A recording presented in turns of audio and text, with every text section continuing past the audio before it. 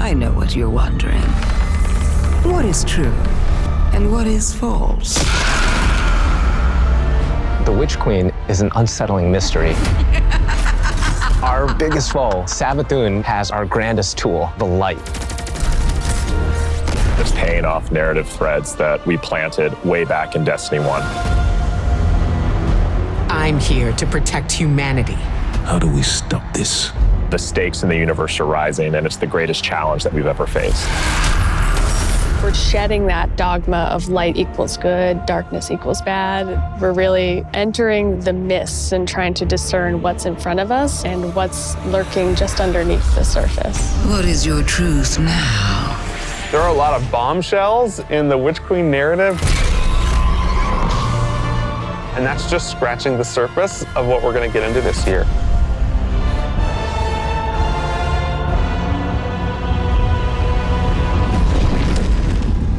Witch Queen and Season of the Risen is chapter 1 and the beginning of the end for the Light and Darkness saga. We're really getting to the core of what it means to be a guardian. We are looking at and asking big questions about the light and darkness. We have a big bad that we've been anticipating for a really long time coming back in the form of Savathun. Savathun's had a hand in most of the major conflicts that we've been involved with. We've heard about Savathun for years and just bits and pieces, and then you see it slowly building over seasons until we come to this huge critical point. Savathun's no longer just someone you hear about. She's not just interfering in little ways. She's now ready to take center stage. Sight. 1, 2, 3. Savathun, she's larger than life. We wanted to make her feel imposing and very regal and dancing through motion in some way. The light offers us a fresh start. She's very manipulative. She is very ethereal, but she also has that creepiness to her as well. She promised she'd help us out with this pyramid ship problem that's coming our way. But the reality of the situation is Savathun is only on Savathun's side. We've outlived our purpose, and it is to Savathun's benefit to wipe us off that chessboard. She's lived among us. She has played us for fools. She knows us inside and out. And she's been a step ahead of us, the whole way. So how do you beat someone like that? It isn't too late. You can still be forgiven. Be careful. I'll hold you to it. In order to beat Savathun, you need to understand Savathun. Her throne world is a manifestation of Savathun's own personality, which is, in Witch Queen, going through a transformation through the light. She has these areas that she's kind of trying to shun and push away. For the old hive areas, it's much more atmospheric, it's very dense, it's very claustrophobic, it's spooky. Then when you make your way into the Lucent hive area, it's a lot more open and broad. It's definitely brighter, it's definitely more lively. We want people to look at it like an impressionist painting, something that's very pretty from far away, but as you get closer, it's not really what it seems. It's very unsettling. You're looking at shapes, you're looking at these things within the world, and you're not entirely sure what they are, and you have to get close and you have to investigate. What's really going to be exciting for players is that they're going to get to play that part of psychic detective, trying to solve the many mysteries of the throne world. Witch Queen campaign, I think, is probably the most ambitious campaign we've made in a very long time. We're building the definitively Destiny campaign, so leaning into the journey you can find in exotic missions or the mechanics you might find in a dungeon. You have to kind of think your way through. You have to figure out hey, what do I need to do next in order to get to the end of this? We've got Savathun, right? The Queen of Lies. So this campaign is full of surprises. Savathun has all these abilities, and you got to make sure that all of the abilities of the bosses would be something worthy of her. And as I kept thinking about this, I felt like I was really becoming Savathun. We've also added the legendary difficulty, which is called Become Legend. It's not for the faint of heart. It's gonna be loaded with these moments that are gonna be frustrating, almost like teeth gnashing, but when you get through those encounters, you're gonna feel really accomplished. Double rewards, yeah. As people who have worked on raids and dungeons before, being able to broaden that experience for any kind of player who comes in is really important. If the Witch Queen is the psychic detective fantasy and journey, Then Season of the Risen is that same detective throwing on their flak jacket and defending Earth from the Hive Guardians and the Lucent Hive and Savathun herself. When Savathun shows up on our doorstep with the light, the first person to lend us help is Keitel. You want us to hit them? I need us to hit them. She's got this light suppressing technology that the Cabal were using in Season of the Chosen, and now she's going to help us use that against the Lucent Hive. When you're working with Keitel, she has a different approach. It's not about asking questions, it's about getting in there and extracting. We don't really understand what happened when Savathun actually was able to take the light. So the campaign in Season of the Risen in many ways is about that story. Guardians need to stop Savathun's advance beyond the throne world. And Savathun poses an existential threat to everyone because she basically has an undead army.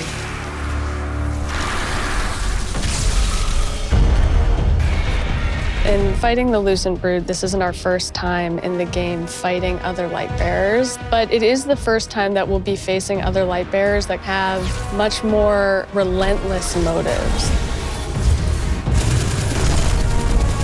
When you look at these Hive Guardians and when they do their abilities, you immediately make that connection like, oh, they are using my powers against me. As soon as we see the Knight pop its super and it has 2 shields, you immediately are like, oh yeah, I see that connection. And then it's like, and then you're like, it hits you with those things and then you're dead, and it's just an amazing experience. The Guardians themselves kind of feel like a fire team that you're fighting against. You got every class represented. The Acolyte, when that character casts, does very similar thing as the player, like the Arc Wizard. The sparks go out, it's ready to go. If you're not smart about it, if you're not paying attention, you are essentially going to have to play that fight over again. If you're successful in taking down one of these Hive units that are wielding the light, you actually have to go up and kill their ghosts. That was like one of my favorite things that we were able to do in this game, is just that moment where you crush the ghost. It's kind of this moral dilemma. A ghost is your companion, and now suddenly you have one in your hand and you're about to crush it. The first time it happens, you're like looking at your hand like, I can't believe what I've just done. Am I doing this? Should I be doing this? I have a ghost. Yeah, like, exactly. What is going on? Savathun and her Lucent Brood are the most dangerous enemies we've faced so far. And so we're gonna need better, more powerful weapons and tools to fight against that threat. We did a bunch of work early on looking at various different types of weapons we could add to the sandbox. We wanted to introduce a special weapon archetype that was effective more at a middle range, but also had these kind of additional roles associated with it.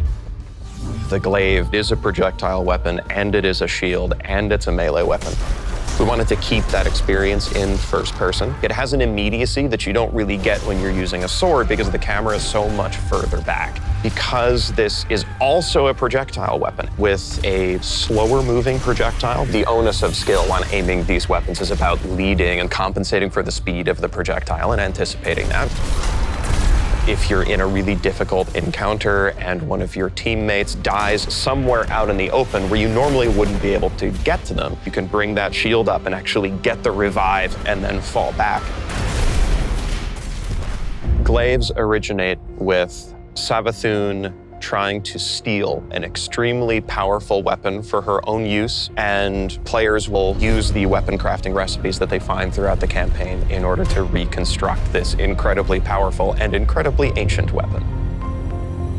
When you put together your Glaive in the campaign, you just get a taste that that's what you want to do for the rest of the weapons that you get. Weapon crafting lets you target a specific role and go and build that, and you know how long it's going to take you to get there, and you get exactly the thing that you want. I really want to see what people do with it and like the feedback that we're going to get and people sharing all of the things that they're doing with that new system. You're creating your Guardian and you want to be able to shape your Guardian into what you want them to be. And this gives us a great opportunity to continue to do that. This is a really big season for weapons in particular. We've got 8 brand new exotics. The Osteostreaker exotic submachine gun. This is something which Guardians have made, but it's modeled after weapons of sorrow, like Thorn and Touch of Malice. Fires swarms of tiny homing projectiles that land on a target and then explode in this poison burst. We have an exotic machine gun where the whole idea is be the Colossus. You can launch a barrage of up to 20 homing missiles. It's a comical amount of projectiles on the screen. We're doing an exotic glaive for each class this time, and the exotic perks tie deeply into the mechanics of the classes. We think they're going to be really cool additions to build crafting. We've got, the usual suite of raid weapons, destination, activity, seasonal. I recounted it this morning, and I think it's about 50 new weapons. You're going to have 2 new exotic armor for each class, totaling 6, 1 stasis, 1 non-stasis. The Titan stasis exotic. Cast your barricade, and instead of, this Traveler's Light and the Rally Barricade, you create a giant wall of ice. Even though this thing is massive, you still get all the benefits of a Rally Barricade. Warlock Void exotic, we called them the Devouring Rift legs because we wanted Empowering Rift to feel like it had a place in endgame content the way that Healing Rift does. Empowering Rift doesn't heal you, well, what if it did? In Season 16, you're going to see a massive revamp to the Void subclass system across all 3 classes. This is a huge update and will allow players to build craft in ways that they've never done before. One of the things we wanted to do is create a core set of verbs like we did with Stasis. Anyone can run suppressors now. I think that's the pretty cool thing to be able to do. I'm going to be running suppressor grenade probably. We wanted you to feel like you were the energy vampire, feel like you were the Night Stalker, feel like you were that protector, that big Sentinel Titan. So you're going to see things like Bastion, a new Titan aspect, where you take your big old Sentinel shield, slam it into the ground, and create this Void Barricade that's going to apply overshield to you and your buddies. My favorite aspect is probably Child of the Old Gods. As this Warlock controlling space and time, I'm able to rip a hole into another dimension and then pull out this little sentient black hole. Whenever I target an enemy, my little black hole buddy is going to fly over there and start draining their life force. The Void 3.0 update is really setting the stage for how we're thinking about updating the subclasses for the rest of the year. We're going to extend this philosophy to Solar and Arc. Solar obviously is going to be about burning, but there's this other component to Solar, and that's healing. Arc is all about chaining. It's all about lightning, direct attacks, quickness. We're going to take the fantasies that you know and love today. We're going to embellish them. So what you'll see is all of the new abilities, all the new actions you take, reinforce that to the core. Pretty excited about it. Witch Queen is very much the culmination of the last 6 to 7 years of just Destiny all together. And really, this is starting the road to the final showdown. But things aren't necessarily just dark and light anymore. There's a lot more nuance in the game. It's going to be a real fight. Players have something that they're really going to be challenged by.